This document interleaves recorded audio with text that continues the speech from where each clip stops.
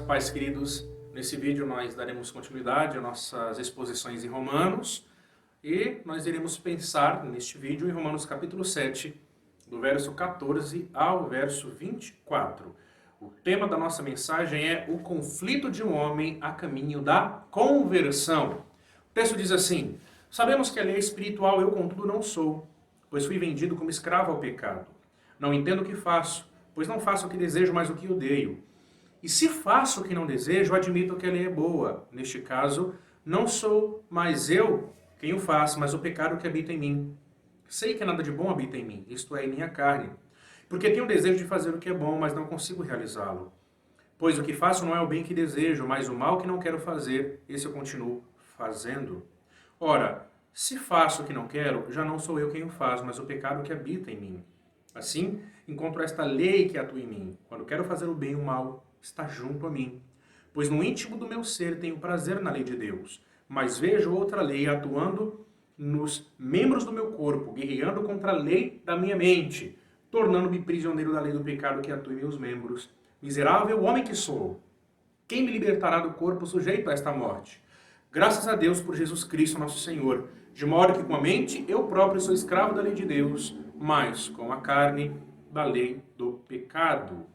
Queridos, é muito importante nós realizarmos aqui algumas considerações preliminares antes de entrarmos no nosso texto propriamente dito. No nosso sermão anterior, nós pensamos um pouquinho sobre a real identidade do eu, aqui em Romanos capítulo 7. E nós vimos ali em nossa última mensagem que este eu é, na verdade, ou um testemunho da conversão ao cristianismo de um judeu. Ele conta ali como que foi o seu processo de conversão, Paulo personificando um judeu, ou pode também ser o próprio testemunho de conversão do apóstolo Paulo, enquanto judeu. Nós fizemos 3 destaques. O primeiro, Paulo aqui ele descreve alguém que ainda está subjugado pelo poder da morte. Ele diz no verso 9, eu morri. No verso 10, produziu morte. No verso 11, me matou. E no verso 24, quem me libertará do corpo sujeito a esta morte? Portanto, não pode ser um convertido. Porque o cristão, como nós vimos no capítulo 6, o apóstolo Paulo nos mostra que é alguém que passou da morte para a vida.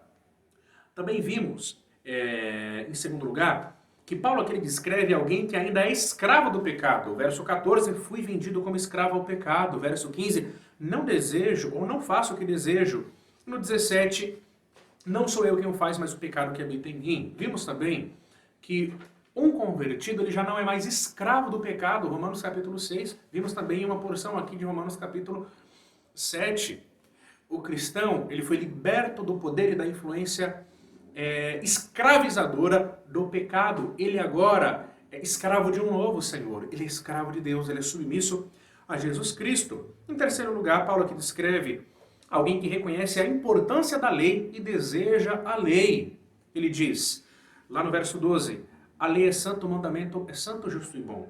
No 14, sabemos que a lei é espiritual. No 16, a lei é boa. E no 22, ele diz que tem íntimo prazer na lei de Deus. Portanto, Paulo também não está descrevendo um não cristão que está completamente apático às coisas de Deus. Como conciliar isso? Por um lado, Paulo não está descrevendo a experiência de um cristão de fato, porque ele ainda está debaixo do poder da morte e da influência escravizadora do pecado. Por outro lado, Paulo não está descrevendo aqui um não cristão que despreza totalmente a Deus e a sua revelação. Bom, a conclusão que nós chegamos é que o texto parece indicar que Paulo está personificando um judeu que está em uma fase de transição, de convicção do seu pecado dado pela lei, a uma real e verdadeira conversão. O Paulo também pode estar contando um pouco do seu testemunho, daquele momento que marcou o abandono do judaísmo para o início da sua vida cristã, né? O teólogo bíblico John Murray, ele chama essa experiência de pré-regeneração. É aquilo que acontece um pouco antes de sermos regenerados. Bom, é muito interessante a gente pensar um pouquinho sobre a própria experiência de Martinho Lutero. A experiência de conversão de Martinho Lutero nos dá uma ideia daquilo que Paulo está tentando descrever aqui em Romanos capítulo 7. Eu trouxe para nós aqui um texto de Timothy George, um teólogo e historiador, detalhando os conflitos internos que precederam a conversão de Martinho Lutero. E ele diz assim, abrindo aspas para Timothy George, Lutero lembrou que, quando era monge, a expressão justiça de Deus, em Romanos 1,17, enchera de terror sua alma. Todas as suas tentativas de satisfazer a Deus, orações, jejuns, vigílias, boas obras, deixavam Lutero com uma consciência totalmente intranquila. Seu humor variava do desespero por todos os seus erros a uma ira fervente em relação a Deus. Note o conflito interno muito semelhante com isso que nós encontramos em Romanos capítulo 7. Abrindo aqui aspas para Lutero. Eu não amava a Deus, na verdade o odiava. Aquele Deus que punia pecadores. E, com um murmurar monstruoso, silencioso, senão blasfemo, enfureci-me contra Deus. Apesar disso, diz Timothy George, Lutero criticava persistentemente Paulo, meditando dia e noite em seu estudo na torre, até que, abre aspas novamente para Lutero, comecei a entender que a justiça de Deus significava aquela justiça pela qual o homem justo vive mediante o dom de Deus, isto é, pela fé. É isso que significa a justiça de Deus é revelada pelo Evangelho, uma justiça passiva, com a qual o Deus misericordioso nos justifica pela fé, como está escrito, aquele que pela fé é justo viverá. Aqui senti que estava nascendo completamente de novo e havia entrado no próprio paraíso através de portões abertos. Note que antes da experiência de conversão de Lutero, quando ele descreve que havia sentido como tivesse nascido de novo, ao compreender a doutrina da justificação pela fé, antes houve um terrível conflito interno. É isso que John Murray chama de pré-regeneração, e é basicamente esse momento que o apóstolo Paulo está descrevendo aqui em Romanos capítulo 7. Qual que é a importância desse texto para nós então, irmãos? Esse texto nos leva a questionar a veracidade de muitas conversões que nós vemos hoje. A ausência de um conflito interno semelhante, depois de ouvir o Evangelho, de compreender a Escritura. A ausência da gravidade do senso do nosso pecado. A ausência do senso de dignidade da própria lei de Deus é muito preocupante hoje nos círculos evangélicos. O cristão brasileiro, ele foi infelizmente acostumado a pensar em conversão como ir à frente do púlpito. Ou declarar que aceita Jesus como seu Salvador. Ou simplesmente levantar uma das mãos, ou simplesmente se emocionar durante o sermão. Irmão, nós não vemos isso na Escritura Sagrada. O relato que nós encontramos aqui em Romanos capítulo 7 e a própria experiência de Martinho Lutero nos mostra, irmãos, que a conversão, de fato, é muito diferente daquilo que nós vemos hoje. Então nós veremos aqui nesse texto quais são as marcas em um homem que está a caminho de uma real experiência de conversão. Primeira marca, em primeiro lugar, o homem a caminho da conversão, ele reconhece a dignidade da lei de Deus. Verso 14, sabemos que a lei é espiritual. Verso 16, a lei é boa. Verso 22, pois no íntimo do meu ser eu tenho prazer na lei de Deus. Nós vimos no nosso sermão anterior que essas expressões, essa referência frequente à lei de Deus, é um forte argumento para que a gente possa sustentar que Paulo está ou se referindo de um judeu, ou Paulo está contando a sua própria experiência de pré-regeneração como um judeu. Pois o judeu ele sabia que a lei era espiritual boa e nela tinha prazer. Irmãos, toda conversão necessariamente se dá através da palavra de Deus, que é espiritual, isto é, de origem divina, inspirada, que é boa, isto é o nosso padrão de moralidade, é a nossa regra de fé e prática, e ela é digna de deleite. Irmãos, somente a palavra de Deus, coerentemente exposta, tem poder para salvar, através da operação do Espírito no coração daqueles que Deus escolheu. Paulo afirma isso em Romanos capítulo 10, 17, a fé vem pelo ouvir a mensagem, e a mensagem é ouvida mediante a palavra de Cristo. Portanto, irmãos, é impossível tornar-se cristão sem o confronto da verdadeira, espiritual, boa e digna palavra de Deus. Esse homem em crise, ele só experimentou esse conflito interno aqui em Romanos capítulo 7, porque ele foi confrontado com a verdadeira lei de Deus. Então, a lei de Deus evidenciou, como nós vimos na semana passada, a cobiça em seu coração. Em segundo lugar, nós aprendemos nesse texto que o homem a caminho da conversão, ele reconhece a sua indignidade. O texto diz no 14, sabemos que a lei é espiritual, eu contudo não sou. E no 24, sei que nada há de bom em mim, isto é, na minha carne. Miserável homem que sou, diz o apóstolo Paulo nesse texto. Portanto, o homem a caminho da conversão, ele reconhece a sua indignidade.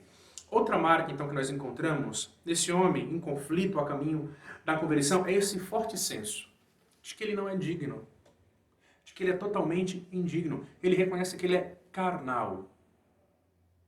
Ele reconhece que a lei é espiritual, mas ele reconhece que ele é carnal. E aqui existe, né, um aspecto ético entre a lei de Deus, que é espiritual, de origem divina, portanto santa, e o homem que é carnal, que é dominado pelas influências, né, da sua própria carne. Ele também diz que nada de bom habita nele e que ele é miserável. Irmãos, o Evangelho, ele é ofensivo, porque o Evangelho, ele não elogia o homem. O Evangelho denuncia o homem. O Evangelho não diz o que o homem quer ouvir, mas o Evangelho diz o que o homem não quer ouvir, que ele é indigno e que ele é miserável. E esse é o reconhecimento que esse homem, em uma experiência de pré-regeneração, tem a respeito de si mesmo, o comparando à pureza da lei de Deus. Por isso, irmãos, mensagens de autoajuda não ajudam em nada. Mensagens de autoajuda não contribuem com a salvação de homem algum. O homem sem Deus, ele não precisa ouvir que ele é um vencedor. O homem sem Deus, ele não precisa ouvir que ele é um vitorioso. Mas o homem sem Deus, ele precisa entender que sem Cristo, ele é um grande perdedor. E que a única vitória somente será possível se ele estiver unido a Cristo, que é o grande vencedor. O homem, portanto, a caminho da conversão, reconhece a sua indignidade. A gente vê isso nas nossas experiências culticas. É muito frequente, ou é pouco frequente, nós enxergarmos alguém tendo uma real experiência de conversão, realmente vendo a indignidade do seu próprio coração. Nós devemos lembrar, sem dúvida alguma, que como criaturas de Deus, nós somos dignos. Existe dignidade na pessoa humana porque nós somos criaturas de Deus feitos à imagem e semelhança do Criador. Mas nós somos indignos porque nós escolhemos o mal. Nós somos indignos porque nós manchamos a imagem de Deus em nós. Nós somos indignos porque estamos espiritualmente mortos. Existe então esse paralelo. Em terceiro lugar, o homem a caminho da conversão, ele reconhece a gravidade, influência e consequência do pecado. Verso 14, fui vendido como escravo ao pecado. 15, o pecado que habita em mim. Verso 23, ele fala sobre a lei que o torna prisioneiro da lei do pecado. E ele fala no 24, quem me libertará do corpo sujeito a esta morte? Irmãos, aqui esse homem, nessa experiência de pré-regeneração, ele reconhece a gravidade do pecado. Ele reconhece que ainda é escravo do pecado e clama para ser liberto. Há aqui um forte senso do terrível poder e da influência do pecado. Ele percebe isso na sua vida. Ele está nesse processo, ele está em uma experiência de pré-regeneração. Deus está abrindo os seus olhos e ele está percebendo a gravidade do seu pecado. O homem a caminho da conversão, desperto pela lei. Ele reconhece a sua indignidade, ele sabe que ele é pecador. Portanto, irmãos, pregações que dizem que o homem sem Deus merece o melhor. Ah, você merece o melhor. Olha, Deus tem que abençoá-lo. Olha, basta você desejar mudar. Você simplesmente tem que desejar mudar. Você tem que querer e as coisas acontecerão. Irmãos, são pregações mentirosas. Esse não é o Evangelho de Deus. O homem a caminho da conversão, ele reconhece a gravidade do seu pecado. Ele sabe que é escravo do pecado. Ele sabe que as consequências dos seus atos o levará à morte. E por fim ele clama a Deus, ele pede ajuda. Ele não é alguém que chega diante de Deus clamando pelos seus direitos. Porque ele sabe que ele é indigno. Ele conhece a gravidade da sua falta. E ele clama a Deus para que Deus o liberte. Portanto, se você tem ouvido essa mensagem, você é um não cristão, não dê atenção a essas mensagens de autoajuda, essas mensagens que mais promovem pseudo-alegria, pseudo-felicidade, pseudo-estímulo. Se você é um não cristão, você deve ter esse devido senso da gravidade do seu pecado, do poder da influência do pecado sobre os seus membros, e de que você precisa de um Salvador. Clame a Deus, suplique a Deus, confie em Jesus Cristo para a sua salvação, então você experimentará verdadeira libertação. Mas em quarto lugar, o homem a caminho da conversão, ele tenta fazer o bem, mas não consegue. Não faço o que desejo, mas o que odeio, verso 15. Faço o que não desejo, 16. Tenho desejo de fazer o que é bom, mas não consigo realizá-lo, pois o que faço não é o bem que desejo, mas o mal que não quero fazer, esse eu continuo a fazê-lo. Note, irmãos, alguns cristãos, eles fazem uso desse texto para se referir a alguma experiência pessoal, alguma dificuldade de vencer algum pecado, algum mau hábito. Está errado! Como nós vimos, esse texto não se aplica a uma experiência comum de um cristão. Esse texto ele se aplica em alguém que ainda não teve uma real experiência de conversão, mas está às portas. Alguém que está numa experiência de pré-regeneração. Portanto, se você já fez uso desse texto para se referir à sua própria vida, poxa, eu não estou conseguindo vencer esse pecado, mas, afinal, Paulo também teve essa dificuldade. Lá em Romanos capítulo 7, ele disse que o mal que ele não queria fazer, ele faz, então isso é normal, está errado. Esse texto não se aplica a uma condição espiritualmente normal de um cristão. Nós estamos vendo aqui o relato de alguém que ainda está lutando contra a escravidão do pecado, que ainda não foi definitivamente liberto. Portanto, esse texto não é desculpa para que o crente continue pecando, não. Se nós, irmãos, somos de fato livres do pecado, nós podemos usufruir dessa verdadeira liberdade. Pode ser que nós levemos tempo para lutar contra algum pecado, para obter vitória sobre algum pecado, mas por certo nós conseguiremos, porque essa é a promessa de Deus. Mas note, o homem a caminho da conversão, ele não consegue fazer o que deseja ainda, porque ele ainda é escravo do pecado. Mas o mal que ele reprova, esse ele o faz. Portanto, irmãos, pregações que dizem ao homem sem Deus, olha, você pode tudo. Olha, o céu é o limite para você. Olha, você deve ser o protagonista da sua própria história. Confie em você mesmo. Também são pregações mentirosas. A vontade do homem sem Deus está cativa ao pecado.